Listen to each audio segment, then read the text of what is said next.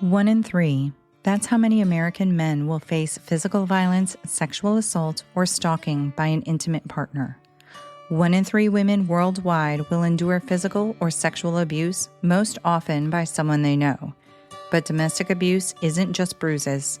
It's manipulation, it's fear, it's control that seeps into every part of your life. I'm Ingrid Dutton, and I survived it. Then I created 1 in 3 so no one else has to suffer in silence. Each week, we break that silence together. Occasionally joined by survivors, loved ones, and experts, we talk about the pain, yes, but also about the healing, resilience, and the fight to reclaim your life. This podcast is more than awareness, it's a lifeline. And a reminder, you are seen, you are heard, you are never alone. Search for 1 in 3 wherever you get your podcasts, because every voice matters and every story deserves to be heard.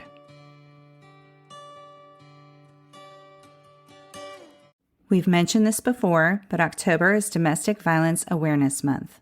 The campaign theme for 2022 is Everyone Knows Someone. This theme strives to highlight how common domestic violence is and that it includes more than physical violence. October 20th, 2022, which is this Thursday, is designated as Purple Thursday. Everyone is encouraged to wear purple to bring attention and awareness to domestic violence.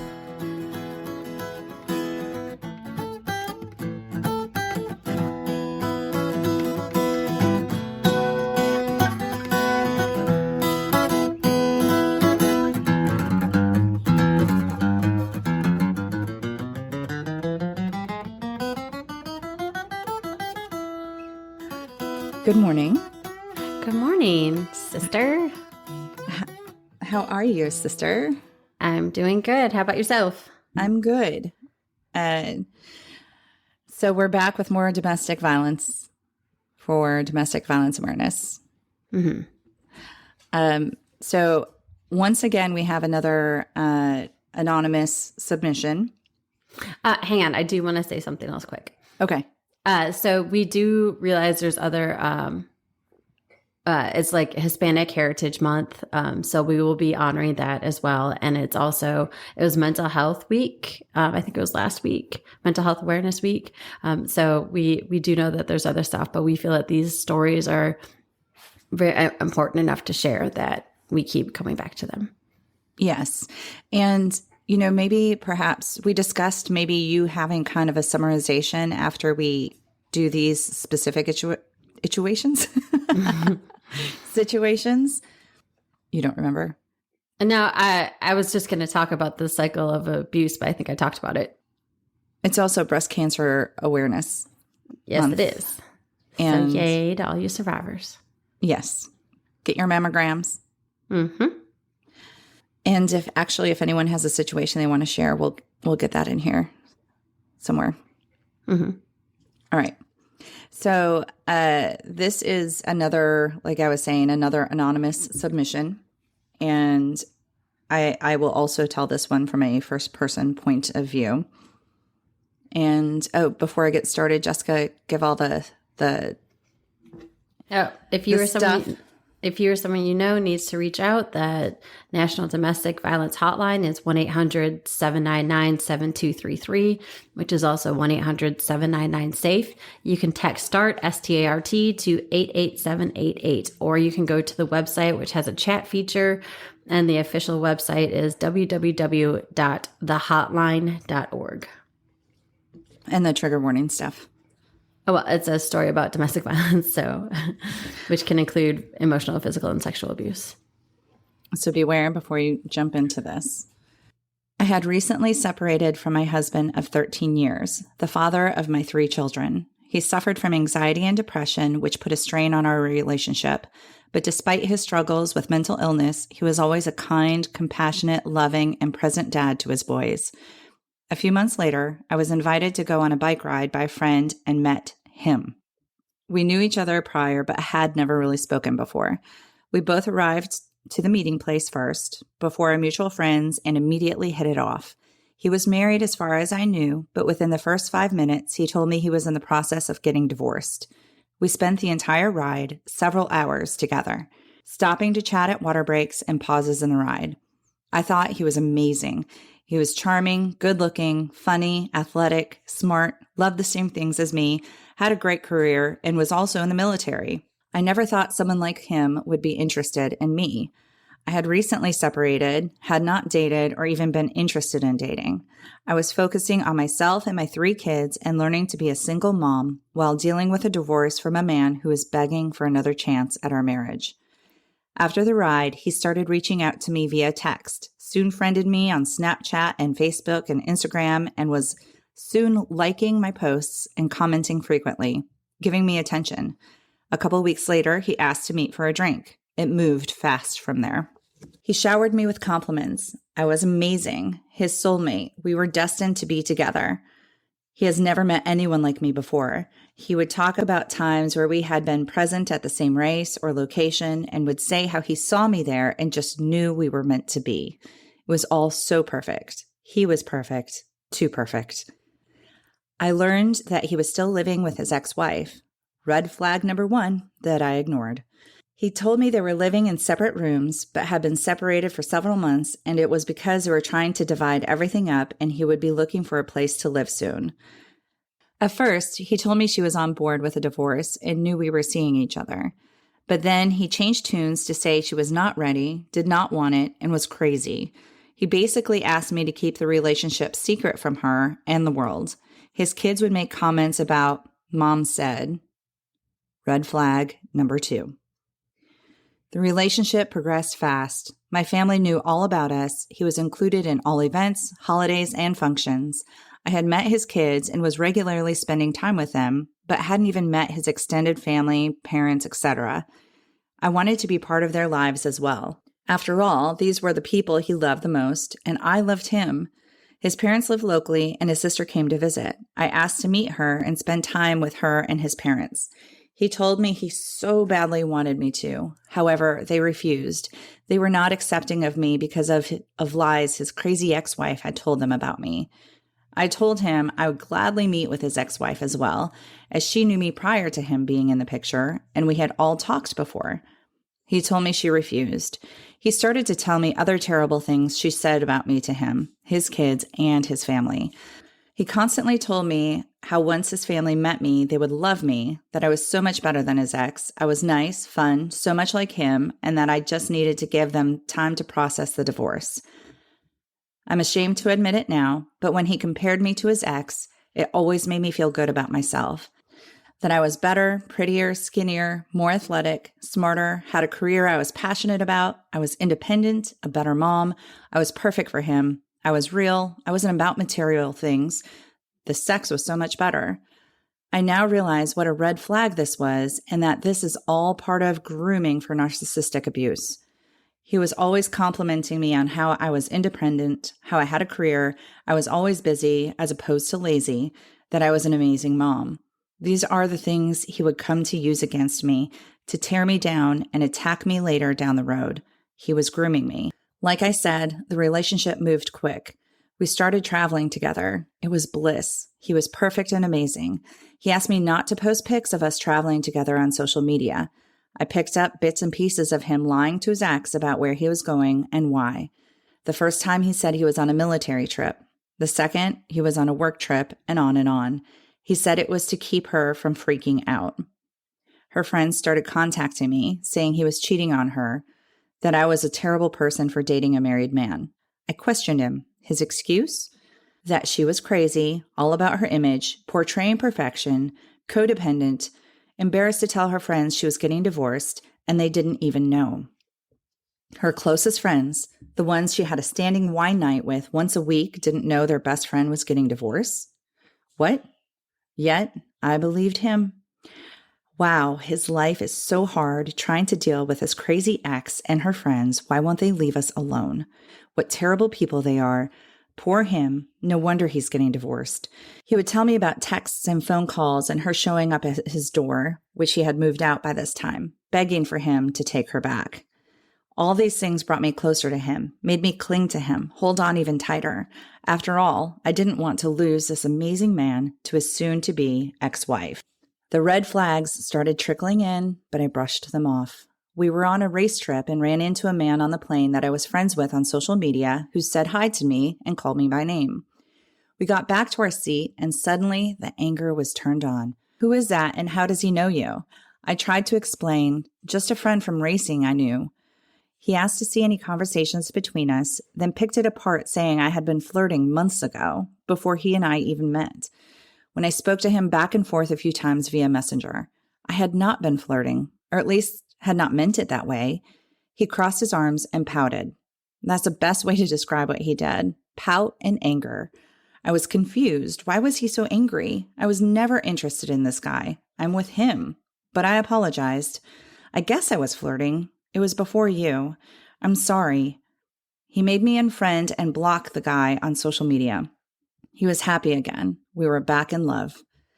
I started seeing small bits of anger trickle out with strangers, waiters, etc., or when he felt he was right, especially on social media discussions, which was quite often. I saw him lose his temper with his ex-wife, but of course she deserved it. I saw him lose his temper with his sister about silly things that had happened years ago in childhood. He was so jealous because he felt his sister was treated better than him by his parents. I could see it, yet she would never admit it. I noticed he was short with his kids, but they were difficult personalities, and he parented different than I did. I was positive, and he was more militant. It's just how he is. I'll do me, and he can do him. The first time I saw him lash out at one of his kids scared the hell out of me. He was never truly physically abusive, but he used his anger, voice, and demeanor to intimidate them. Now I know that this is abuse. It is verbal and emotional abuse. His son had sensory issues and a short temper as well, and would get upset by noises or change. I can't remember exactly what it was about, but the child got angry and started having a meltdown.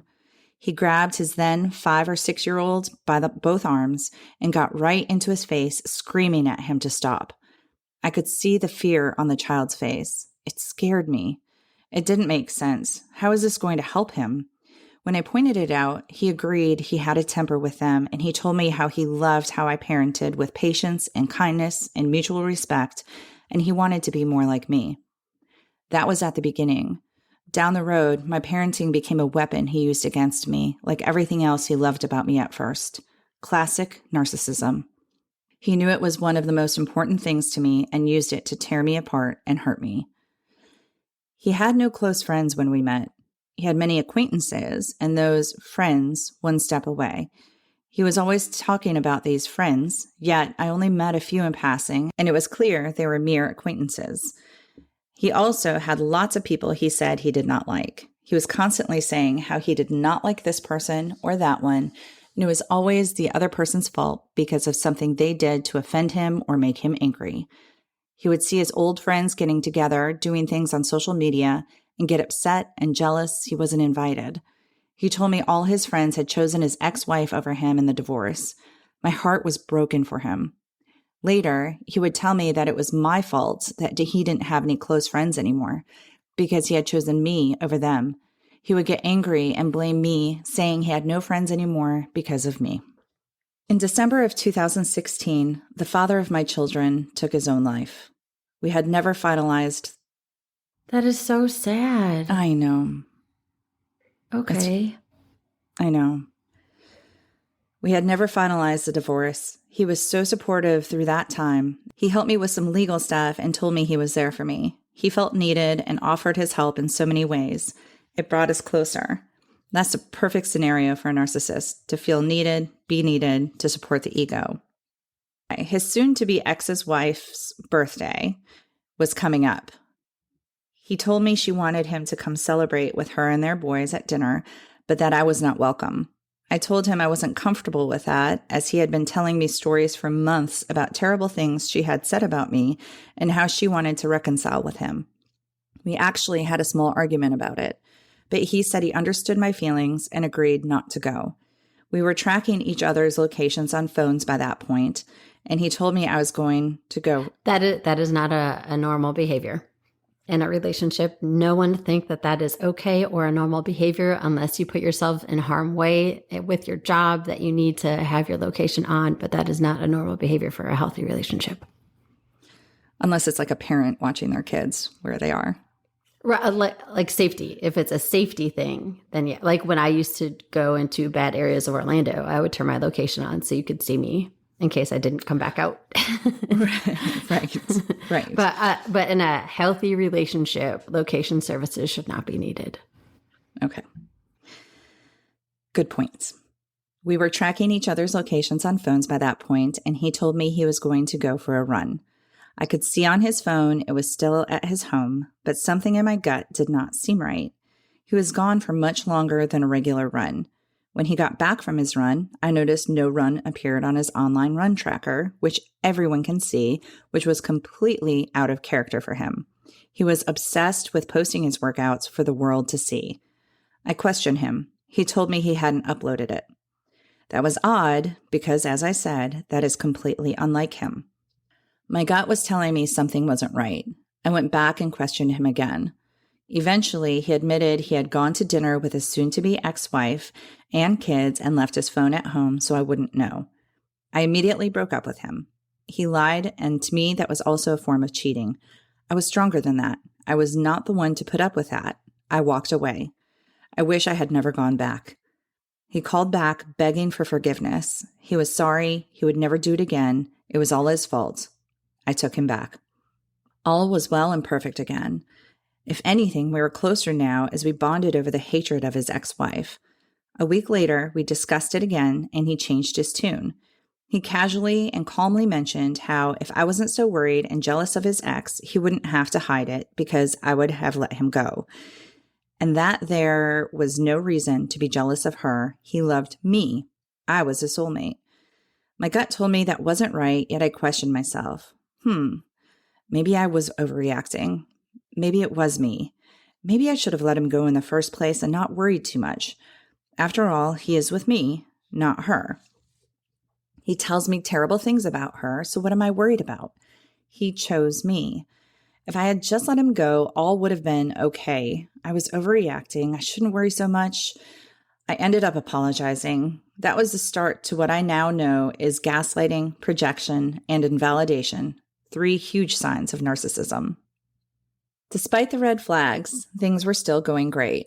I loved him. He was amazing in so many ways. I just wished he could be a bit more laid back, have less of a temper, more loving to his kids, and parent less militant.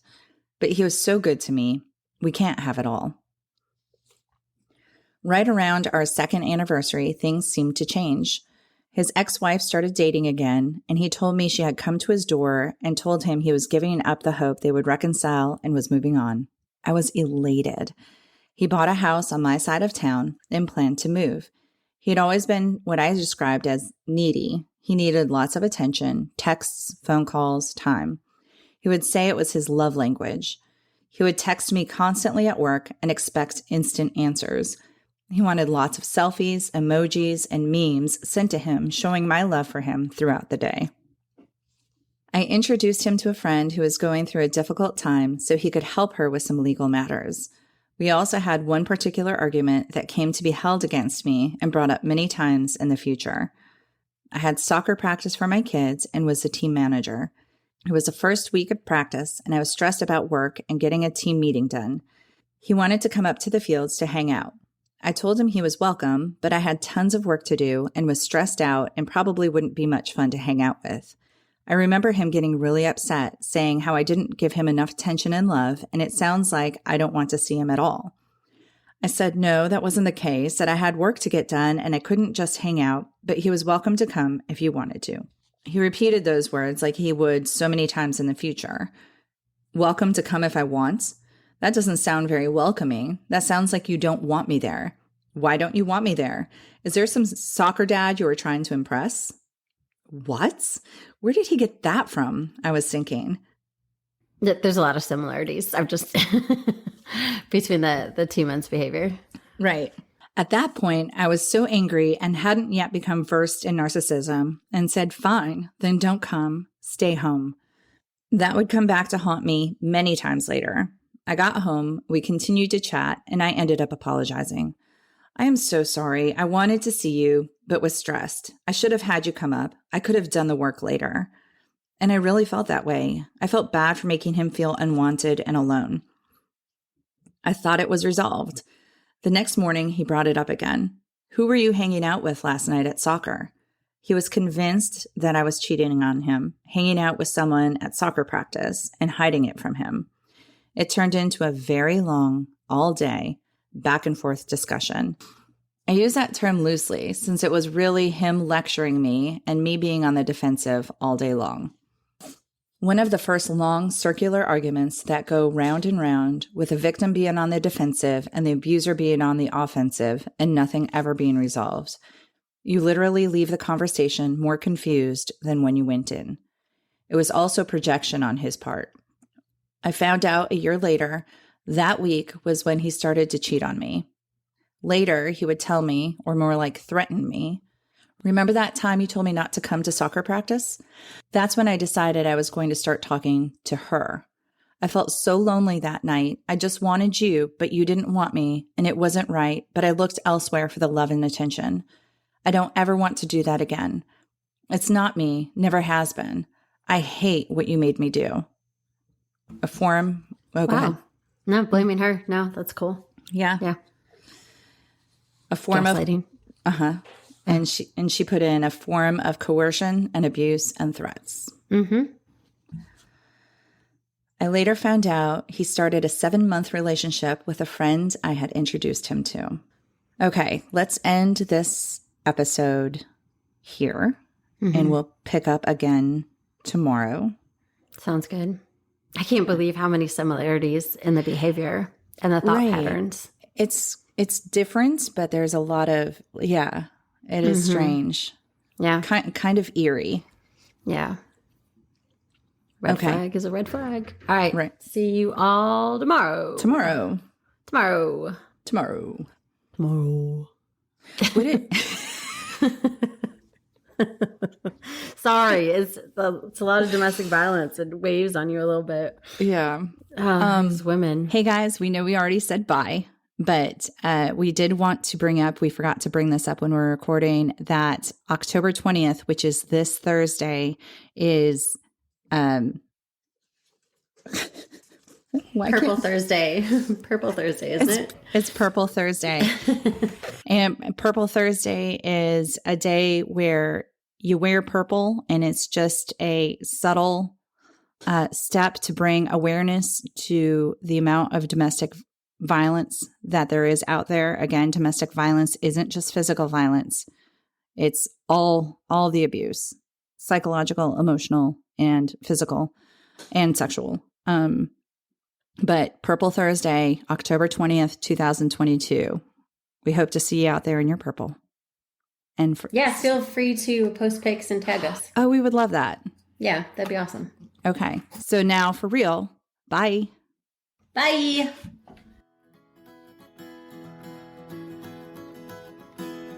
If you would like to reach out to us or submit your situation, please contact us at anothersituationpodcast@gmail.com or find us on Instagram at Another Situation Podcast. We're also on Facebook at Another Situation. Another Situation is produced and edited by Point 5 Pinoy. Music is written and performed by Tim Crow.